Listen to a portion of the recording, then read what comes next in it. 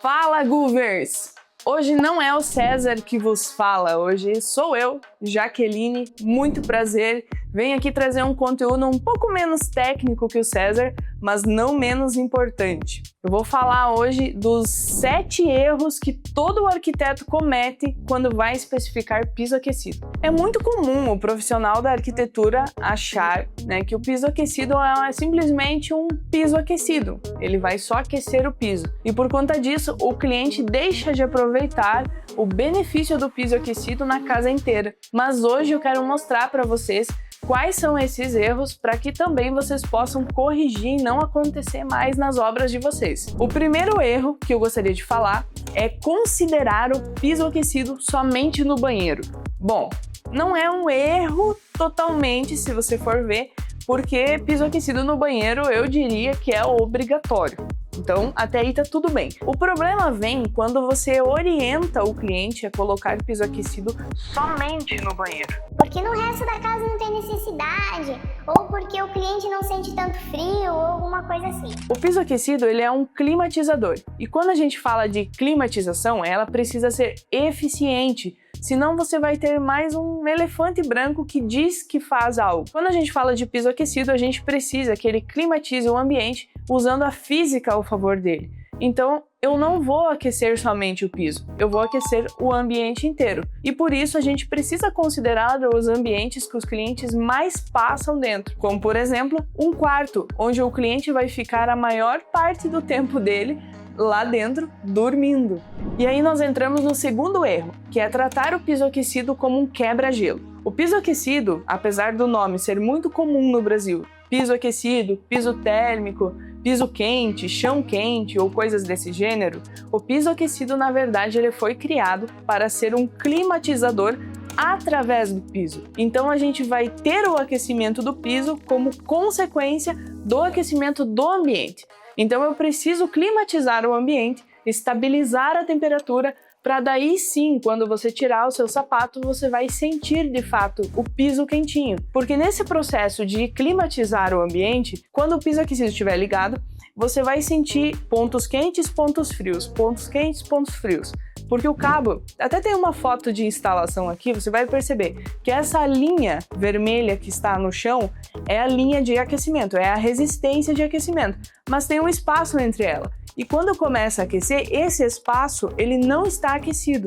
Por isso você vai sentir esse piso quente, piso frio. E depois que o ambiente climatizar por completo até a temperatura que você chegou, você sim vai sentir de fato o piso quente. Por isso que ele ficou comum, no Brasil principalmente, ser chamado de piso aquecido. Mas tem que sempre lembrar que o objetivo dele é climatizar. Então, por esse motivo, não precisa de ar-condicionado no ambiente. Eu sei, é chocante saber disso, mas essa é a verdade. O ar-condicionado ele foi feito para refrigerar, não para aquecer, e o piso aquecido ele tem a grande vantagem de usar a física a favor dele. Então ele vai aquecer de maneira homogênea todo o seu ambiente de baixo para cima. Então o ar quente vai subir, vai manter todas as superfícies daquele ambiente quente. Diferente do ar-condicionado, que quando você aciona ele no modo quente, você precisa que o ambiente esteja totalmente isolado e se você abrir uma janela, todo aquele ar quente vai embora. Você já deve ter passado por isso, né? Então, o piso aquecido ele é muito mais eficiente na climatização, não só como quebra-gelo. Terceiro erro, achar que piso aquecido é tudo igual. Bom, tem um vídeo do César aqui para vocês verem que fala sobre os tipos de piso aquecido. Existem diversos: piso aquecido de acumulação, piso aquecido hidráulico, piso aquecido elétrico, piso aquecido elétrico de superfície de acumulação, como eu falei, piso aquecido elétrico de filme. Tem diversas tecnologias no mercado. Só que cada tipo de tecnologia exige um tipo de proteção para o teu piso, que também eu já entro aqui no erro 4 para a gente conversar. Mas antes, no erro 3, vai lá ver aquele vídeo para você avançar. No erro 4, nós temos o não levar em consideração o tipo de piso que você vai instalar. Isso está muito ligado também com o tipo de piso aquecido. Veja que são duas coisas diferentes, tipo de piso e tipo de piso aquecido. Cada um dos tipos de piso aquecido com um tipo de piso vai fazer com que sua instalação seja diferente, porque a gente sempre tem que pensar em quais materiais estão envolvendo essa resistência de aquecimento, ou até mesmo no caso do hidráulico, esse elemento de aquecimento. Então a gente tem que pensar qual característica técnica desse piso final que você está escolhendo para sua obra precisa que o aquecimento entregue ou que ele seja limitado na hora de aquecer. Por exemplo, o piso vinílico. O piso vinílico tem uma limitação de temperatura, então o piso aquecido precisa ter uma precisão de temperatura para não ultrapassar esse limite.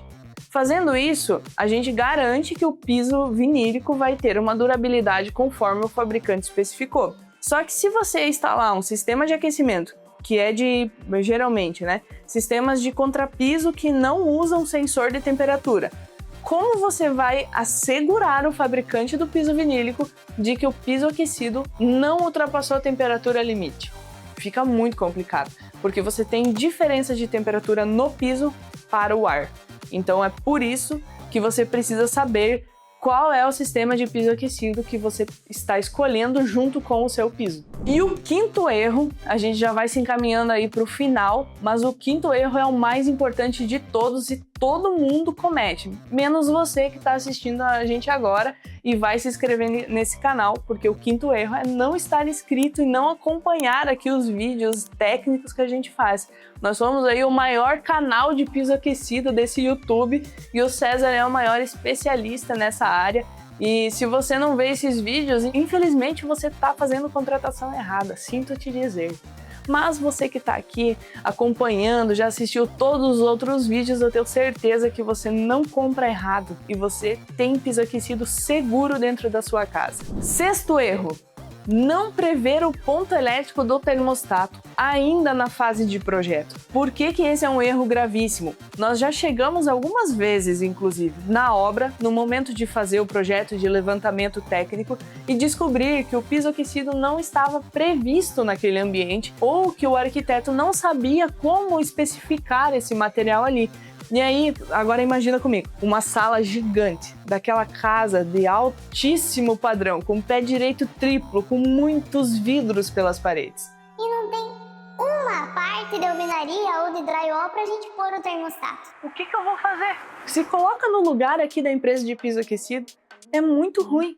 Porque aí eu vou determinar o local do termostato que às vezes não é o melhor lugar. Às vezes ele fica escondido lá dentro do lavabo. Às vezes ele fica muito perto da porta de entrada. Não é legal, porque o termostato ele faz uma média de temperatura entre piso e ambiente.